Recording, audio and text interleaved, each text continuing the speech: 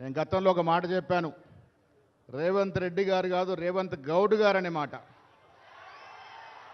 నేను మళ్ళీ చెప్తా ఉన్నాను, కారణం బహుజనుల అభివృద్ధికి బహుజన చరిత్రకారుల్ని మనందరికన్నా ఎక్కువ గుర్తుపెట్టుకొని వారిని ఆదరించి ముందుకు తీస్తున్నటువంటి తొలి తెలంగాణ ముఖ్యమంత్రి రేవంత్ రెడ్డి గారు.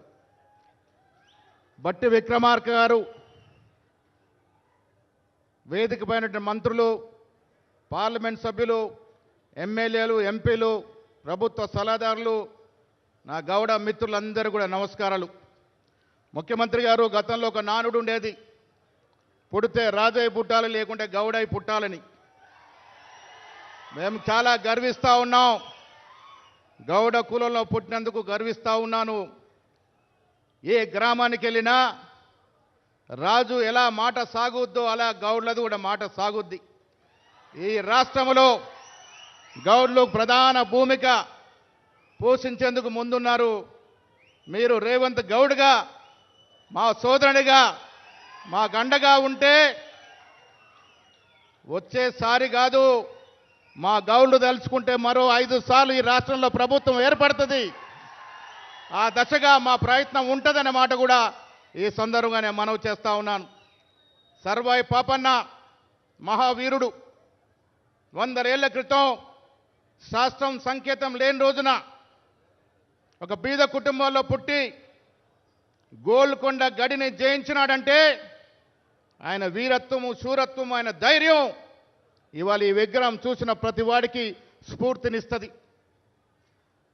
పక్కన రాజీవ్ గాంధీ గారు, అటు పక్కన అంబేద్కర్ గారు, ఆ పక్కన నిన్నగాక మొన్న జ్యోతిరావు పూలే గారిని, ఇవాళ సర్వాయి పాపన్న గారిని, ఇవన్నీ కూడా రాష్ట్ర ముఖ్యమంత్రి రేవంత్ గౌడ్ గారి యొక్క కృషి వల్ల వచ్చిందనే మాట నేను మళ్ళీ చెప్తా ఉన్నాను.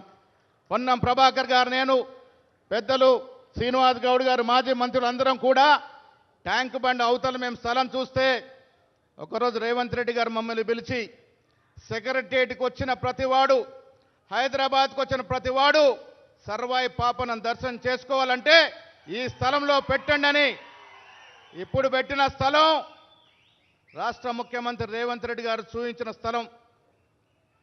హైదరాబాద్కు వచ్చే ప్రతి వారికి సర్వాయి పాపను చూసే అవకాశం వస్తుంది, స్ఫూర్తి పొందే అవకాశం వస్తుంది.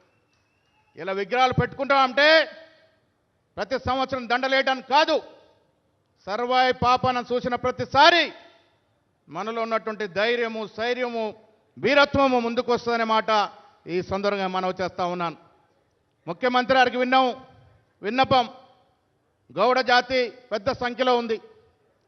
కళ్ళు వృత్తి, మీరైతే విస్కీ బ్రాండీ తాగరు. ముఖ్యమంత్రి గారు మీరైతే విస్కీ బ్రాండీ తాగరు, కళ్ళు తాగండి, కళ్ళు రుచి చూడండి. కళ్ళు అంటే అమృతం. ఈ అమృతం మా బట్టి గారికి తెలుసు, బట్టి గారికి అమృతం రుచి తెలుసు, నీర రుచి తెలుసు.